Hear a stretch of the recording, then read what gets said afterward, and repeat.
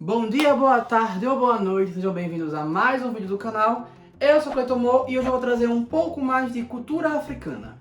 Então, eu quero falar das divindades, então eu vou começar pelos Ibejes. Então, vamos lá. Bem, eu já fiz um vídeo aqui falando sobre gêmeos, mas nesse caso eu tinha falado sobre os gêmeos da mitologia maia, né? Hunchoven, Humbats, Xbalanque, né? E Hunab. Não, Hunab. Xbalanque e Hunab, isso. E aí o que eu posso falar sobre isso? É o seguinte, os gêmeos, para várias culturas, existe todo um misticismo por trás. Alguns atribuem efeitos mágicos, então alguns vão atribuindo ali como um bom presságio, outros vão atribuindo como um agouro, e fica todo um questionamento. Gêmeos, por muitas vezes, foram retratados como coisas realmente mágicas. Isso em vários povos.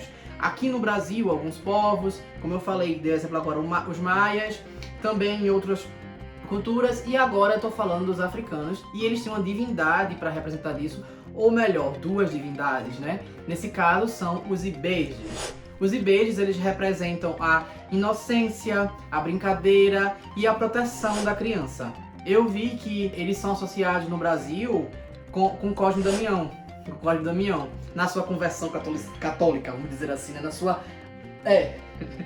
Então, eles são muito brincalhões, eles gostam de fazer algumas coisas e eles têm que ser tratados dessa forma, né? Então você brinca com eles, você agrada eles de alguma forma para eles pararem de fazer a brincadeira, esse tipo de coisa. Eu gosto bastante deles e uma das histórias que eu gosto bastante é no dia que eles desafiaram e venceram a morte. Você é o bichão mesmo, hein, doido?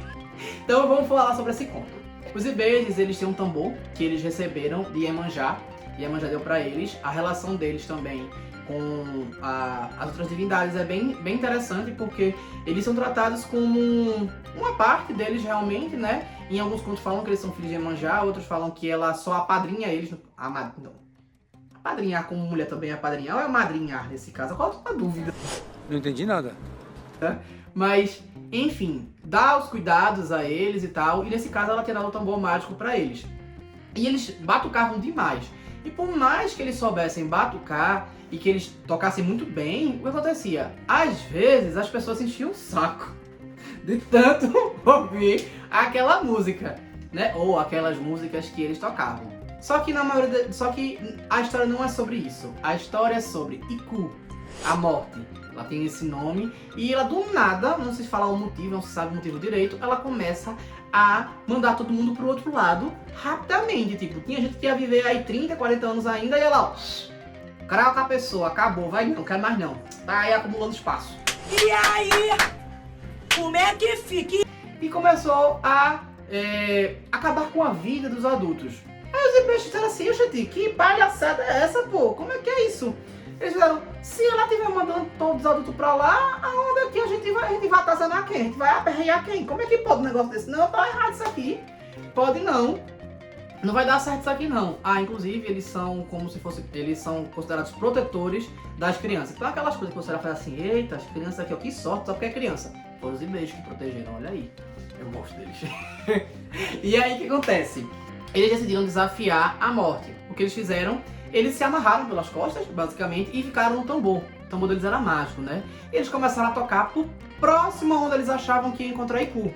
Até que ela ouviu a música e foi falar com eles. Quando ela chegou perto, ela perguntou o que era. E ele lá tocando, só que assim, ela tava vendo um só, aqui ó, de frente. O outro tava amarrado nas costas. E aí, ele tocando tambor e tal, e ela pegou e perguntou o que era. E ele só aqui, ó, tocando. Até que ela começou a ouvir a música e foi se entretendo. Eles perguntaram se ela era morta e ela foi conversando. Até que ela caiu no feitiço deles. Qual era o feitiço deles? Que usando a música, iam fazer com que ela dançasse. E ela cedeu, acabou cedendo pela conversa, pela música, pelo ritmo que ela achou gostoso. E começou a dançar. Só que o que acontece? Chegou um momento, porque isso foi passando horas, dias, eram divindades, né? Então... horas, dias, e ali ó, pá, e nada, e ela começou a cansar, as pernas dela começaram a doer, os pés começaram a doer, e ela não conseguia parar de dançar, a ponto que ela chega a pedir para eles pararem, e eles dizendo que não ia parar, porque o que acontece? ela achava que era um só, mas eles ficavam trocando. Enquanto um tava aqui, quando ele cansava, ele virava e era o outro que tocava. E ficava assim. E ela não percebia isso porque eles são iguais. Se coloca no lugar dela 5 segundos, você vai entender. Eles usavam artifícios gêmeos para poder fazer essa coisinha numa espécie de aposta, até que ela viesse a implorar para que eles parassem. E eles disseram, a gente não vai parar até que você prometa parar de matar pessoas sem motivo. E ela disse que não ia fazer isso, e eles continuaram lá, pá. Só que para ela era uma pessoa só, e tava continuando lá. Eu não sei o que isso ia mudar na história, se fossem dois, se fosse um só, mas se fala como se era só para mostrar que eles não iam se cansar porque eles estavam revezando, um tava apoiando o outro, né? Mas pra Haiku, eu acho que não ia fazer diferença nenhuma. Se tem um significado por trás e vocês sabem, por favor, me digam aqui nos comentários, porque, enfim. Até que um momento ela realmente viu que não ia dar e fala pra eles fazerem.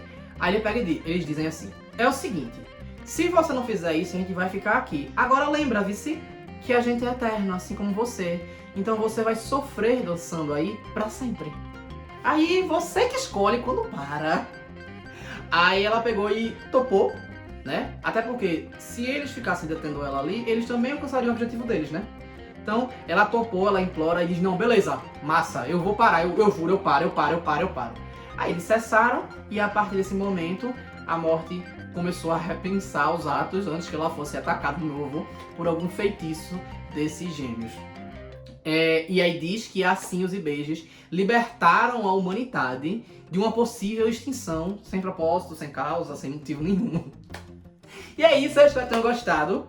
Curtam, comentem, compartilhem, se inscrevam no canal. E se não sabem o que escrever, escrevam batucada. E é isso. Valeu!